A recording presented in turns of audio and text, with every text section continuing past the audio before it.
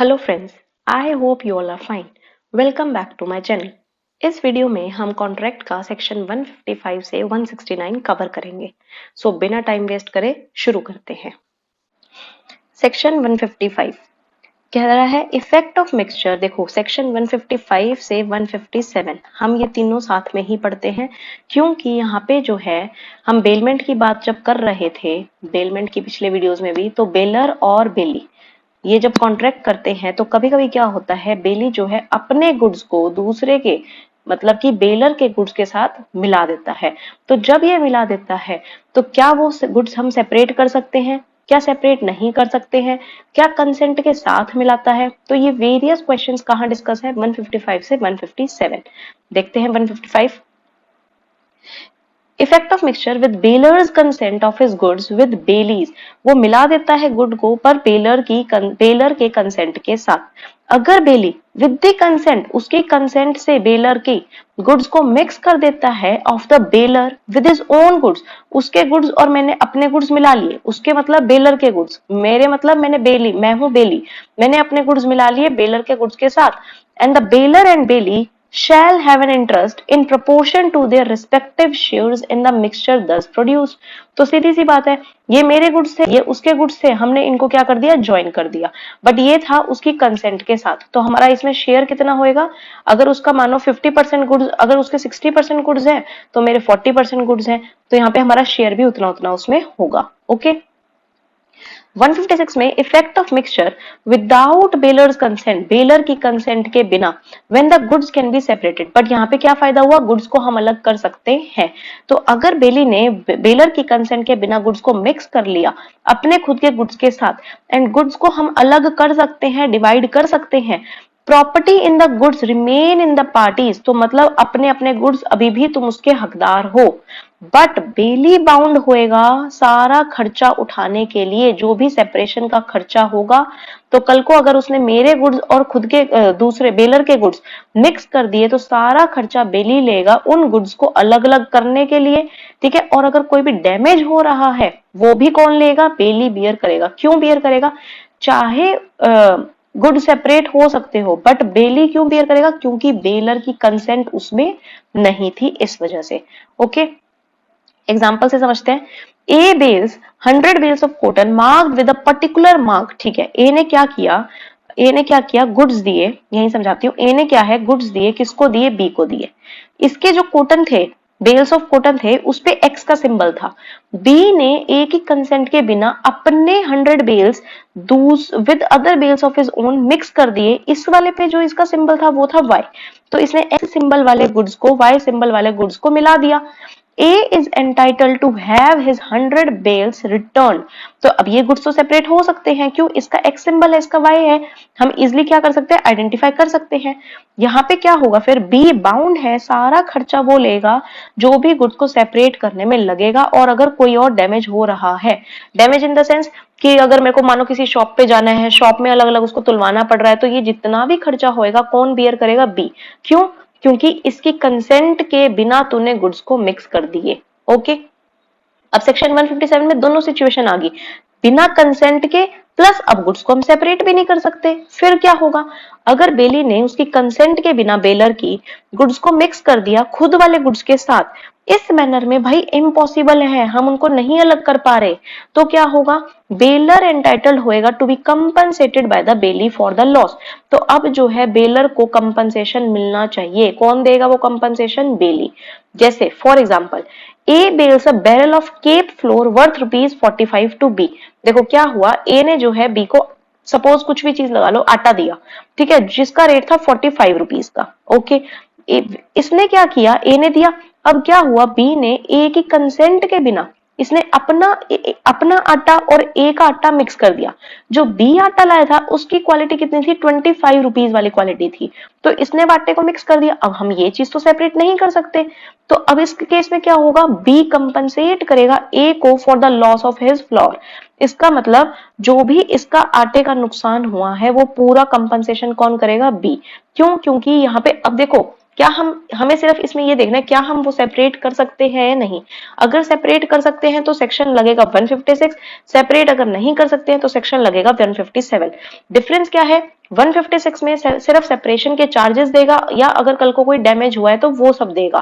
कौन देगा? बेली देगा। बट 157 में जहां पे हम सेपरेट ही नहीं कर सकते, तो भाई सारा लॉस कौन भरेगा? सिर्फ बेली भरेगा। ओके, अब आ जाओ 158 पे।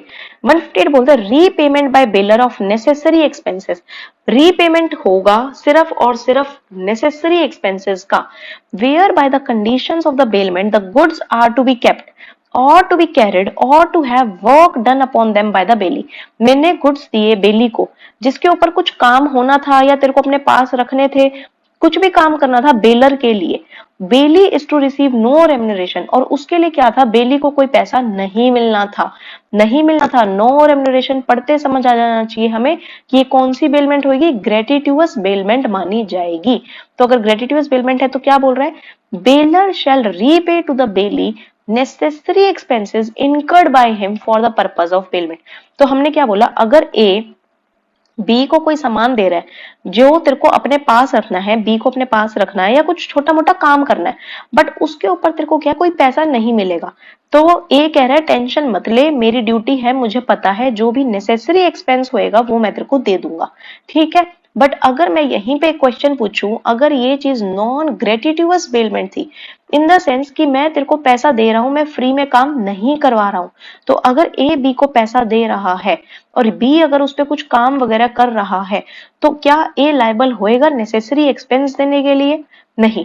यहाँ पे जो है मैं सिर्फ एक्स्ट्रा ऑर्डिनरी एक्सपेंसेस होते हैं, सिर्फ मैं वो दूंगी नॉन ग्रेटिट्यूअस बेलमेंट के केस में। बट ग्रेटिट्यूअस बेलमेंट में मैं कौन सा खर्चा दूंगी? जो भी मेरा नेसेसरी एक्सपेंसेस है वो। ओके, अब आ जाओ 159। Restoration of goods lent gratuitously. फिर वही बात, ग्रेटिट्यूअसली मतलब यहाँ पे मैंने गुड्स कैसे दिए थे? फ्री में, मतलब free in the sense without consideration. Okay, the lender of a thing for use may at any time require its return if the loan was gratuitous even though he lent it for specified time या purpose। देखो क्या बोल रहा है कि जो lender of goods है, जिसने गुड्स दिए हैं, बेली को दिए हैं मतलब बोरोवर है। ठीक है, अगर मैंने तेरे को गुड्स दिए और वो मैंने क्या दिए थे? ग्रेटिट्यूअस दिए थे, मैं कभी भी वो तेरे से गुड्स वापस मांग सकती हूँ। सपोज मैंने तेरे को बुक दी, ठीक है, बुक दी, अब मैंने तेरे को बोला कि वो वाली बुक जो है तू मेरे को वापस कर दे। चाहे मैंने तेरे को फ्री में दी हो, फ्री में दी थी इसलिए मैं तेरे से वापस मांग रही हूँ, चाहे मैंने तेरे को किसी पर्पस के लिए दी हो, चैप्टर पढ़ने के लिए दी हो, या एक हफ्ते के लिए किसी स्पेसिफाइड टाइम के लिए दी हो, बट मैं वो क्या बोल रही हूँ? मेरे को तो बुक दे मेरी। अब आगे देखते हैं। If the loan was gratuitous even though, चाहे मैंने स्पेसिफाइड टाइम या किसी पर्पज के लिए ही क्यों ना दिया हो, but if on the face of such loan made for a specified time, यहाँ पे लोन की बात करी है बट मैंने एग्जांपल इजी समझने के लिए बुक का लिया, स्पेसिफाइड टाइम या पर्पज के लिए दिया, the borrower has acted in such a manner that the return of the thing lent before the time agreed upon would cause him losses. क्या बोल रहा है कि मैंने बोला ए को मैंने बुक दी थी, यहाँ पे लोन का एग्जांपल लेकर चलना बट मैं बुक का ले रही हूँ समझाने के लिए, तो मैंने जो है तुझे बुक दी थी सिर्फ और सिर्फ एक हफ्ते के लिए दी थी, या मैंने तेरे को चैप्टर खत्म करने के लिए दी थी किसी पर्पज के लिए। अब मैंने क्या तेरे को फोर्स कर रही हूँ, मुझे नहीं पता, मुझे तो मेरी बुक दे। अब क्या हुआ? Borrower has acted in such a manner कि अगर उसने मुझे ये बुक पहले टाइम से पहले दे दी या फिर पर्पस कंप्लीट होने से पहले अगर उसने दे दी मुझे, वुड कॉज हिम लॉस, इसको जो है बहुत लॉस हो सकता है। Exceeding the benefit actually derived by him from the loan, चाहे जो इसको बेनिफिट रिसीव होना था इस चीज से, ठीक है, बेनिफिट जो इसको इनसे मिलना था उससे ज्यादा क्या होगा, अब उसको लॉस हो जाएगा अगर उसने वो मेरे को बुक वापस कर दी तो। द लेंडर मस्ट, मैं लेंडर थी, मैंने बुक लेंड करी थी, if he compels the return, तो अगर मैं बोल रही हूँ मुझे नहीं पता, मुझे तो मेरी बुक दे, अगर मैं कंपेल करे जा रही हूँ, indemnify the borrower for the amount in which the loss so occasion exceeds the benefit so derived। इसका मतलब अगर मैं उसको कंपेल करे जा रही हूँ तो मेरी ड्यूटी बनती है कि ठीक है बी टेंशन मत ले, मैं तेरे को इंडेमनीफाई कर दूंगी उस लॉस के लिए जो भी तुझे हो रहा है बेनिफिट से ज्यादा। ओके, हम इस सेक्शन को एक बार और दोबारा समझते हैं। ठीक है, क्या बोल रहा है?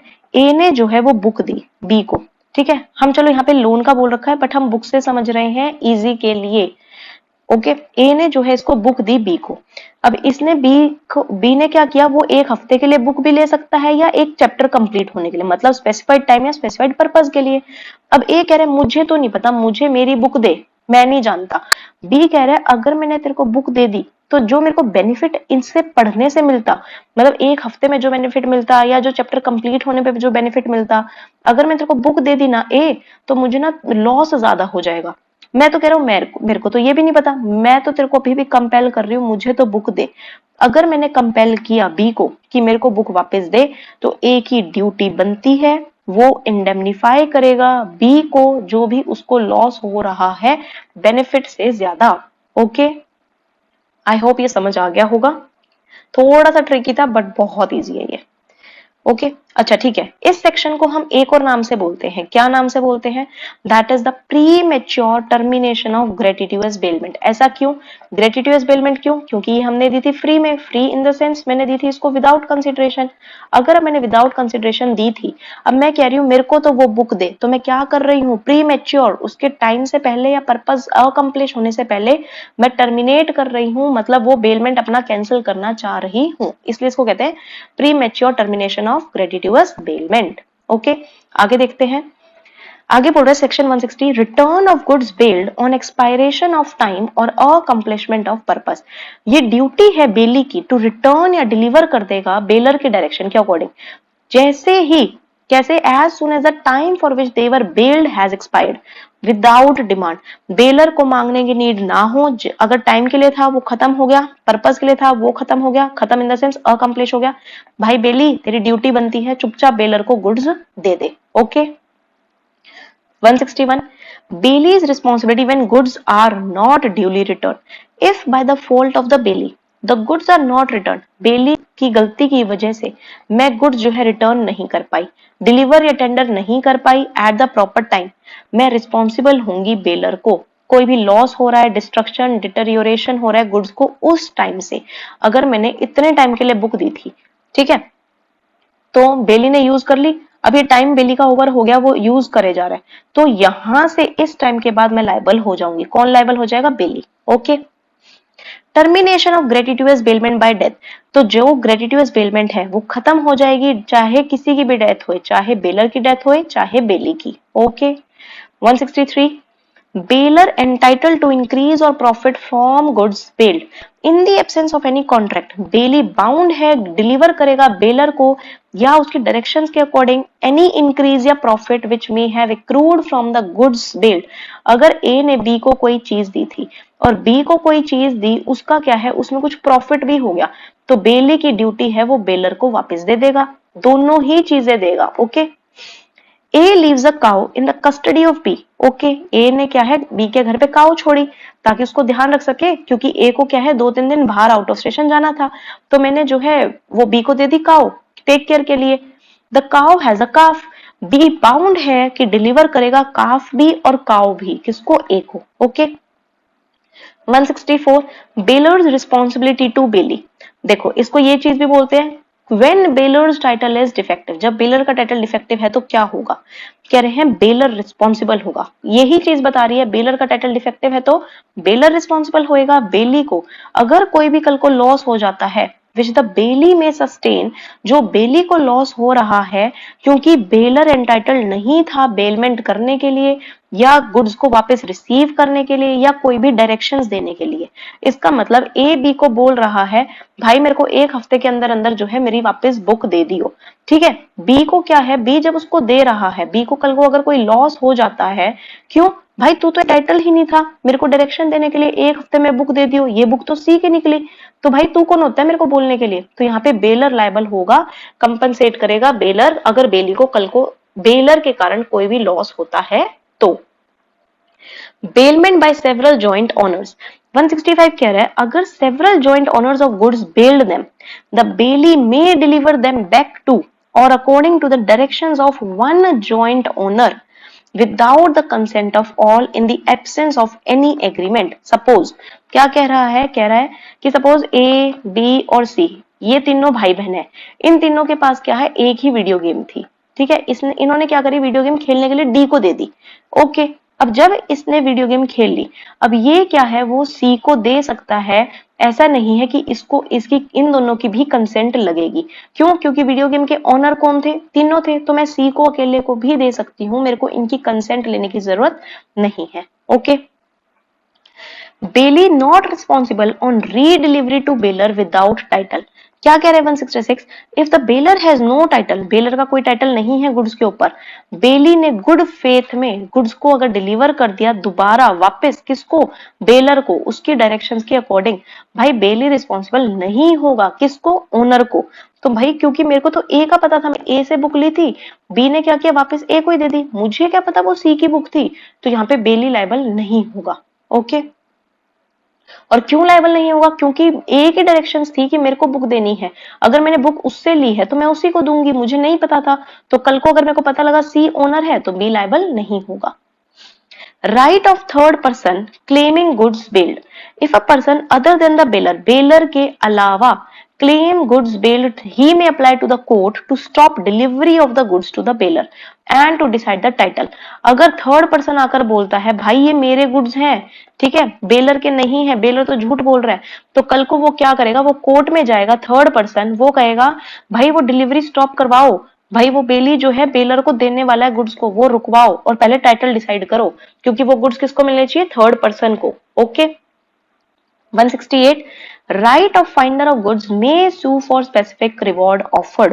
the finder of goods, finder of goods क्या होता है? सपोज मैं सड़क पर चल रही थी, मुझे कोई चीज मिल गई, मैं क्या मानी जाऊंगी? फाइंडर मानी जाऊंगी। ओके।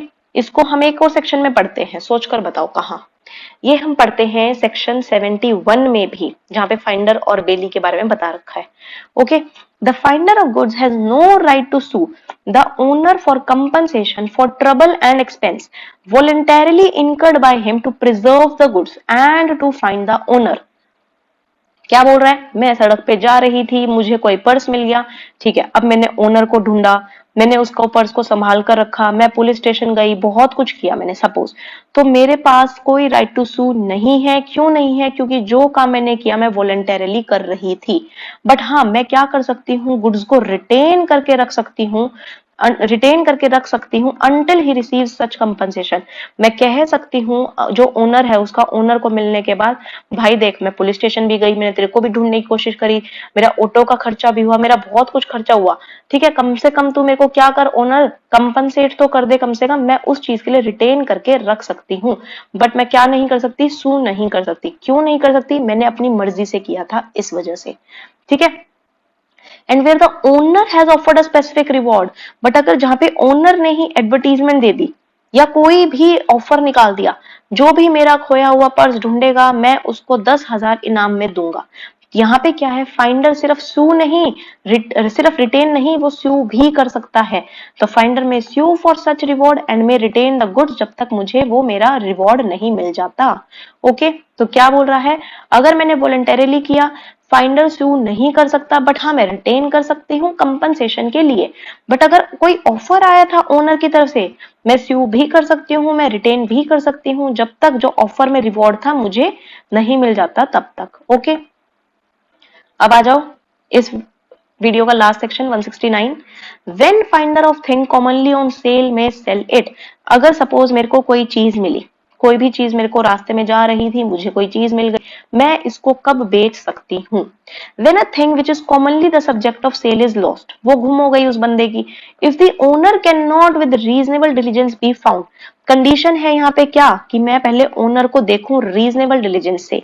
अगर मुझे वो नहीं मिल रहा है या मिल गया और वो मना कर रहा है, मैं नहीं ले रही अपनी चीज, टू पे the charges of the finder. उसने क्या मना किया है? अपनी चीज लेने से मना नहीं कर रहा, वो क्या बोल रहा है कि भाई जो तेरा पानी खर्चा पानी है मैं नहीं दे रही।